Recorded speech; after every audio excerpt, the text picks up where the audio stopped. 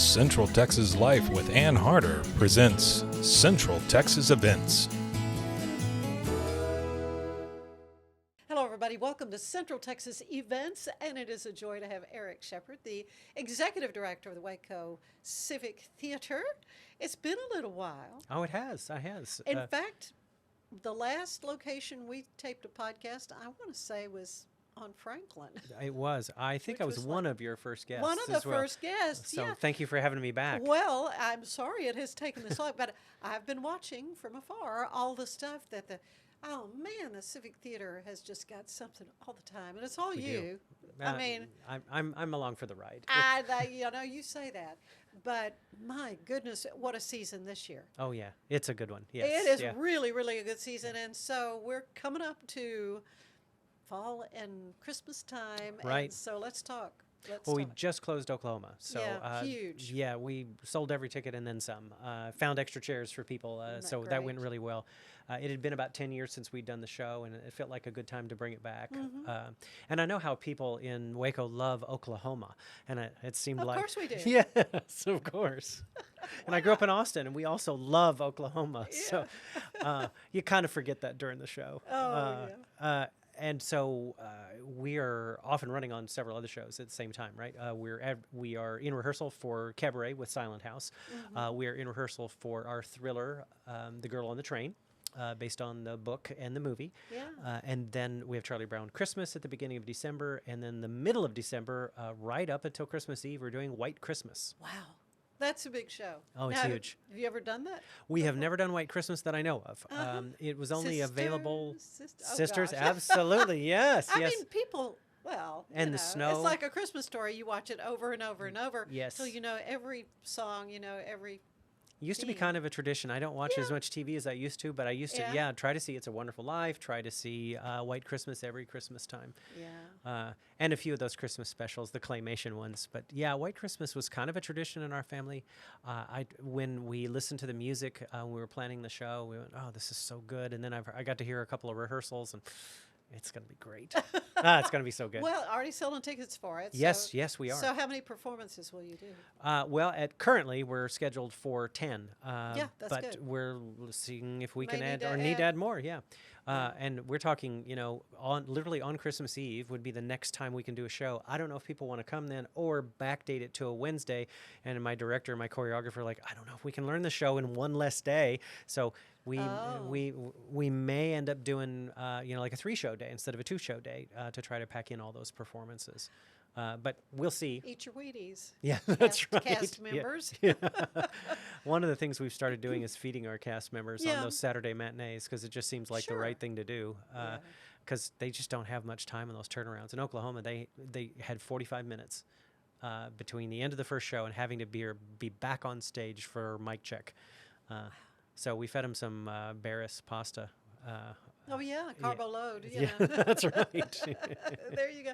Well, fabulous season. So I was talking with Allison here at Rogue Media, about how does I get confused. When does the season start and end? So is White Christmas ending your season for this year? It's midway. It's the midway point. Right. Our fiscal year and our season start in June. And so summer's a big time for us. We do 3 children's shows and 1 main stage show that perform during the summer, but we're also rehearsing. Like in Oklahoma, we auditioned that in August. So while the summer's still going, we're working on our fall shows. So it runs June 1st through May 31st. So the end of the season was Margaritaville this most recent year. Yeah, how poignant. Yeah. Yeah. I didn't think about it. I know. Yeah. And the year before, it was the Music Band, that show in May. Right. And so coming up with this season, we'll end it with The Sound of Music. And that's generally how we try to do it, is a big musical at the beginning and the end. So this year we started with Oliver, and we'll end with The Sound of Music. It's a year-round, so it kind of doesn't matter when the season starts and stops. We're just always doing a show. Yeah. We counted it up. It's 24 shows this year when you add everything. I do not know how you do that. My staff asked the same question. How are we doing? We're thinking, but it happens. Yeah, we're thinking maybe we needed to cut back just a little bit to keep our sanity. But we love theater so much. When I got to do Mamma Mia, I considered myself an embedded reporter. Yes. I just could not understand how in 5 weeks from audition to opening night, how that can happen, but it did. And it was, and lifelong friendships Yes. happen out of those kinds of situations. We just closed Oklahoma, and there were tears, happy tears at the end of that show. Yeah. Part of it's a little bit of relief it's over, because it is hard. It's a grind. That 5 weeks and 2 shows a day on the 2 Saturdays, and part of it is you're not going to be in that same group of people in that same way. It's a special experience. It is. Yeah. That's what makes live theater so much fun. Yes. Yeah. And you got the bug when you were pretty young, right? I was a ghost in my 3rd grade Halloween play. There you. And I remember, I'm the ghost. That means I wear a sheet so no one will see my face. And that's when my mom knew I was a theater person. Yeah. Because I had the most lines, and still, I needed to be seen, Holes there. Right, exactly. Yeah. Well, so you're looking ahead. Yes. I'm sure. Yes. What are we looking ahead to next year? Well, a formula that really works for us is a musical that has lots of kids and adults in it. When we did The Wizard of Oz, we had 99 cast members, because we had that big old stage at the old Waco High stage, which sadly is now dust. But it'll be replaced someday soon. Yeah. 2025 maybe. And we miss being able to perform there. And that was a great collaboration. Oh, it There was a lot of great with Waco shows ISD, absolutely. were put on there. Yeah. Another big success for us was when we did Beauty and the Beast. Yeah. And there you've got Belle's dad, who's an older guy, and then you've got little townspeople, little people, and then everyone in between. Yeah. That's kind of the formula that works for us. So we're looking at shows like community civic theater. Yeah. Yes. So when you think about shows that have a good kid component into it, and adults, one of the things that we're considering is Bye Bye Birdie. It's a classic. It's got lots of teen actors, and we have tons of teens in our youth program. Lots of great young talent. Yeah. And you've got adults, because who are the kids going to rebel against if you don't have adults there on stage? Another show that we're looking at is Hello Dolly, which is a good family show. Yeah. My Fair Lady is another show we're looking at for next year. And so that show helps us anchor a season. So you would have. Well, it generates a lot of buzz and a lot Yes, of it interest. does. Like, oh man, they're doing, The Sound of Music in this case. And it shows up in what people at the box office, right? So we're doing Oklahoma, and sales for White Christmas spiked during the performances or just after the performances of Oklahoma, because people were sitting there, they're having a good time, and they thought, we should go to see another one of these. Coming back. Yeah. Yes. And that's what you want to hear. Exactly. Yeah, a lot of exciting things, though, happening on the performing arts fronts. A lot of more buzz about a new performing arts I know. venue. That is exciting. What will that mean for you guys? Well, in practical terms, it'll mean that one show a year, or one of those big shows like Beauty and the Beast or The Wizard of Oz, can go to that new downtown facility. And, it'll have all the bells and whistles, and it'll be a place that is specifically set up for that. You'll be able to draw the downtown audiences, be they residents or Magnolia visitors or, folks who are in town, because it's a good place to be halfway between wherever and wherever, right? So I also think that we already draw some interesting folks from out of town when we do a show. We had people drive in from out of town, significant miles, in past shows. Les Mis brought people from all around Texas to be in that show. We had a guy drive down from Dallas every single day to be in Oklahoma, because Rodgers and Hammerstein singing in that show, that was a bucket list thing for him. Oh, that is neat. Yeah. What role? He was Judd. Oh gosh, yeah. What a voice that guy has. What an important role. Right, and Jake said, I just want to be one of these guys, and we heard him sing and said, Oh. oh yeah, you bet. So I think that will help us in a way, in that it'll help all of the arts scene, but the theater scene in particular, I think, in a great facility, higher visibility shows, because it's in this big, brand spanking new auditorium. And it's going to be stellar. Yes.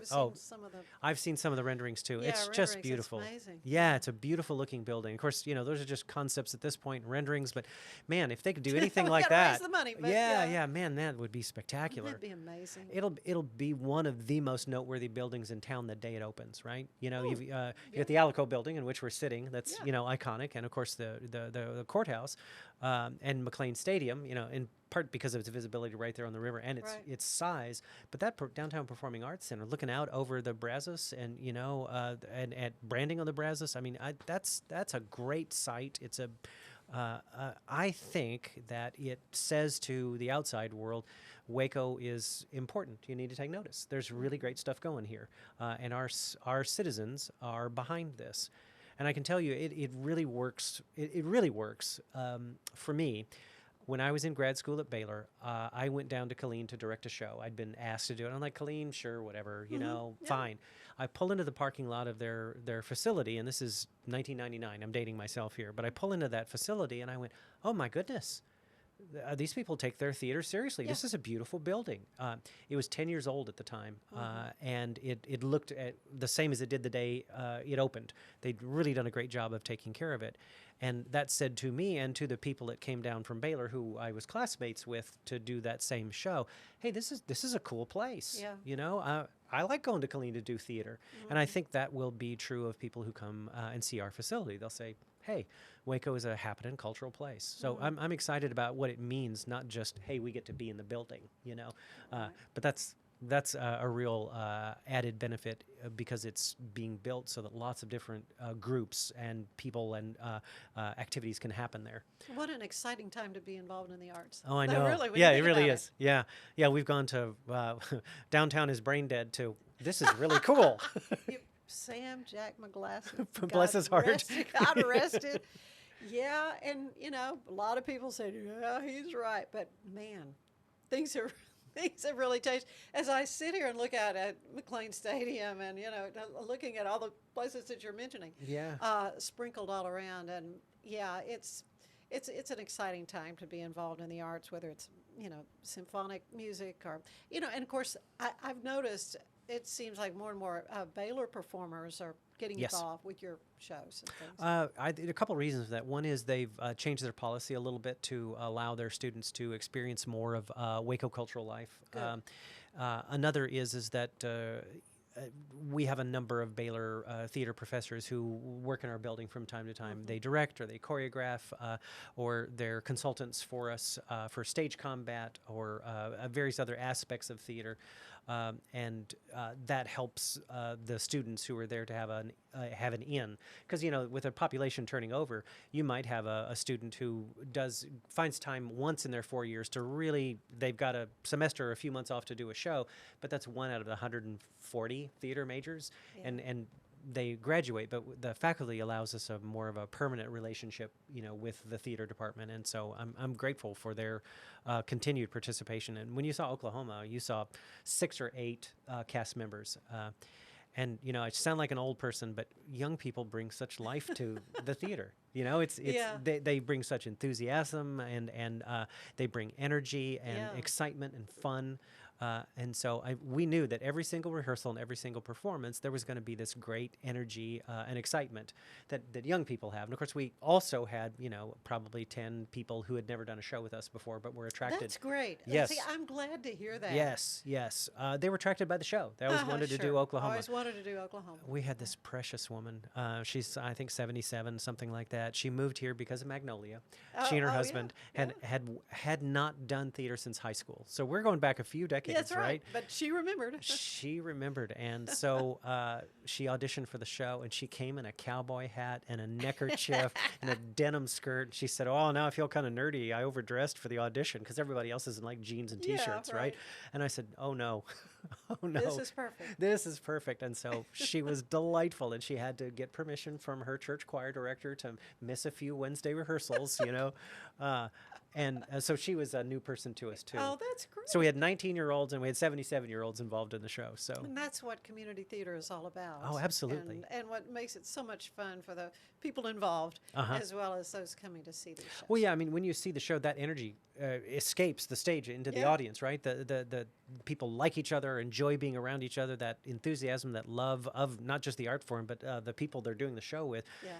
It is communicated, maybe non-verbally, but it's communicated, and the audience goes, wow, this is a special experience, Every production is a little bit different, but I think what we're doing there at the theater is we're creating something like a family atmosphere wherein people feel comfortable and they want to be a part of whatever it is that's going on.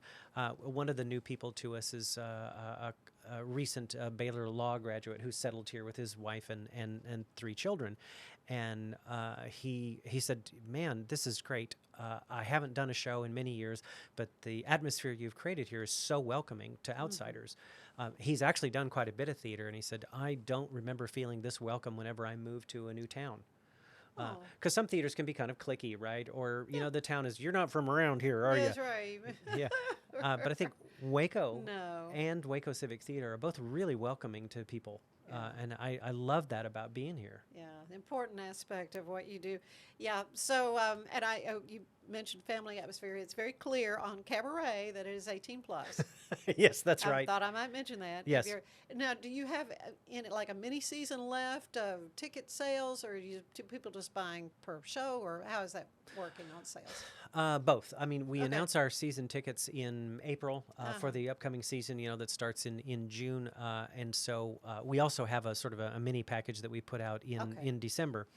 But tickets are always, of course, available over the counter. And we do a thing where as soon as we announce the season, the whole season's available. So if you want, the only show you want to see is Sound of Music, you can buy those tickets now and get your seats for May if you like. And there is a great deal of variety. One of the things you mentioned was that Cabaret is an 18-plus show. It absolutely is for people who are able to vote, right? Charlie Brown Christmas is the whole family, right? Yes, sure. And I would say Oklahoma was kind of a family show, but you know, some of the material in it. There were it's some dark aspects. Right, yeah. Judd is not a nice guy. No, he wasn't. So it's not necessarily for kids. There's no language in it, but some of the thematic material's a little adult. Girl on the Train is about a domestic violence case and a woman who is in the throes of alcoholism and depression. Tries to solve a murder case because she knows the victim. And so, I mean, it is, I won't spoil the ending, but the case is solved, right? But that's not really kid material. There's not that much language in it, but it also gives adults, you know, who want to go out to have an adult evening a chance to do so. So you can get dinner, a glass of wine, go to the theater, see something really interesting, and then go home and you can tell your kids, well, this is a good show for you to sit out. you know? Well, and I'm sure you can always use volunteers. Absolutely. It's the lifeblood of the theater. We need volunteers to paint and saw and hammer and nail and sew and sell popcorn, you know, and guide people to their seats, you know, vacuum the carpets. I don't know. Help, you know, help people. Things that need to be done. Help people to their seats. Stand there at the door and you know, and make sure that folks who are in walkers and chairs have, you know, a helping hand there at the door. There's just so many things to do. If you're an electrician or a plumber, we got work for you, you know. If you're a carpenter, we got things that you can do.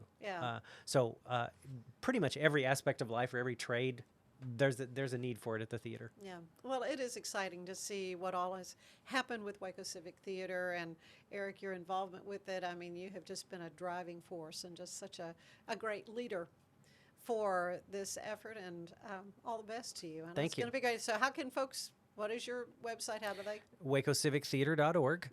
Or you can go to WacoCivicTheater.com. Either one works. Yeah. And you got Facebook? We've got Facebook. We've got Instagram. Yeah. We don't really pay that much attention to Twitter, but we do have a Twitter feed, you know. So you can be or reached. X, sorry. It's X now. It's X now. Yeah. We can be reached. You can come by the theater. It's at 1517 Lake Air. We're right next to the county fair and right next to Alliance Bank. And so it's a good location, I think, for people to be able to find us, you know, right there off Bosque, which is going to get a lot of traffic the next couple of weeks, I think. It's going to be a little busy, but that's okay. And you're always busy there at yes, the we Civic are. Theater. And so all I can say is break a leg. Thanks. Thanks. We aim to be busy. Thank you. All right. And thank you for being with us. Thank you. We'll see you again on Central Texas Events. Bye-bye. Bye.